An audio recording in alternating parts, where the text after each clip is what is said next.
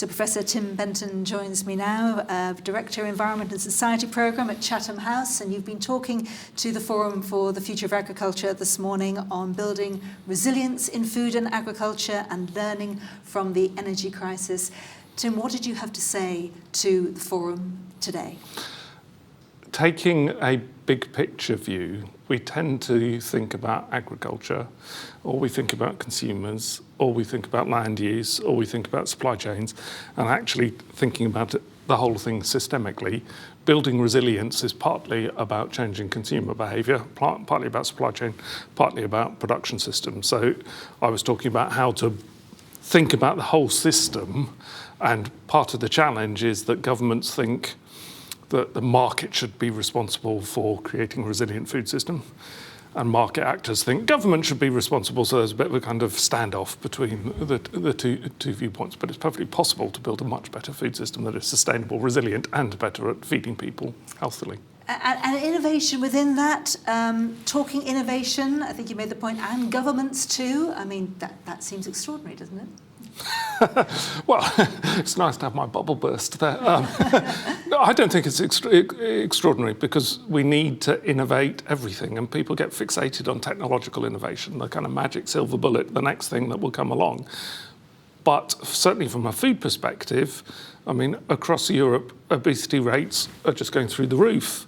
Healthcare systems are stuttering. In the developing world, people don't have enough access to nutrition. Globally, you have to be quite rich to be able to afford to buy a healthy meal, have a healthy diet. So we need not just producing more of the same, we need to think about how do you change what we produce, how we produce it, how we manufacture it, who produces it, where it ends up. And that requires a systemic change that involves institution, governance, regulation, trade, consumer behaviour, farmer behaviour, the whole caboodle, and that requires quite a lot of far-reaching things, and it's not just about common agricultural policy. And we also have 8 billion on the planet now, and 800 million a night go to bed hungry, something like that. That's also part of the threats to the fragility of the interconnections that are there. So do you sit on the hope or the despair side of the argument? I mean, what would be the piece of your brain that you would put forward and that you put forward to the panel this morning in terms of first steps, because we're talking about such big issues? Yeah, a good question. So I'm an optimist. I think, humans, although we are incredibly tribal, and we sometimes forget that, we can do things for the common good.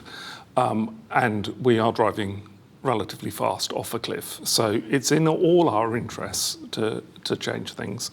And it's perfectly possible to change. I mean, we did a report on Ukraine's invasion by Russia earlier in the year, and we made a point that had everybody within the European Union eaten 1 day a week less chicken or pork, that would have freed up more than all of the grains that were stuck in Odessa.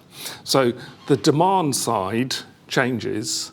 Because our food system is so inefficient, agriculture is very efficient, but our food system is so inefficient, changing things at the demand side can be a very, very powerful way of creating systemic change. And whilst we have 8 billion people on the planet, we currently produce more than enough calories to feed over 10 billion people, but we just put an awful lot of it into cattle feed, livestock feed in general, and biofuels, and just kind of rejigging that balance can save us from having to just think all the time about ploughing up nature areas or producing more food and so on. Balance has been one of the themes. I think Jane Goodall, in her inspirational speech this morning, talked about making sure that pollinators were focused on. I can see them on your tie there.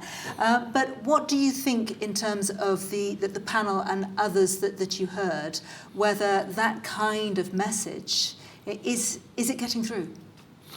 Well, last time I was at this meeting was the day of the bombs in 2017, and I'm normally quite come across as heretical and radical, and the opening session this morning with Janusz Potocznik and Franz Timmermann was far more radical than I'm normally comfortable being. And so, in a sense, that message is going up the political agenda, and I do a lot of work with governments all around the world and at the COPs, and it's not so longer do we need to change, it is how do we change that is the debate. So I think that message is getting through, but of course it is very complicated as you can see in the Netherlands, in France, when it comes to large-scale change that impacts upon social groups, whether it's consumers or farmers, that you end up having to work very hard to make that a just transition so people don't feel threatened by it, because if they feel threatened by it, then there's political pushback and it all falls apart. Speed seems to be one of the themes. I wondered if you got that. I mean, certainly Frans Timmermans today said we need to be audacious, but the theme of our conference this year, fixing tomorrow today, speed is of the essence? Yeah, well, absolutely. I mean, even though it's complicated? We're in the decade of action. And I mean, I was writing something the other day, we discovered climate change 140 odd years ago.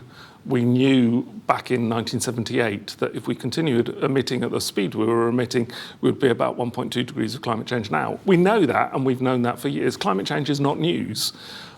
And the urgency is building up all the time, and we keep on making pledges and saying we are going to change, but we're not changing, partly because it's politically difficult, partly because of incumbent interests and power asymmetries and all the rest of that.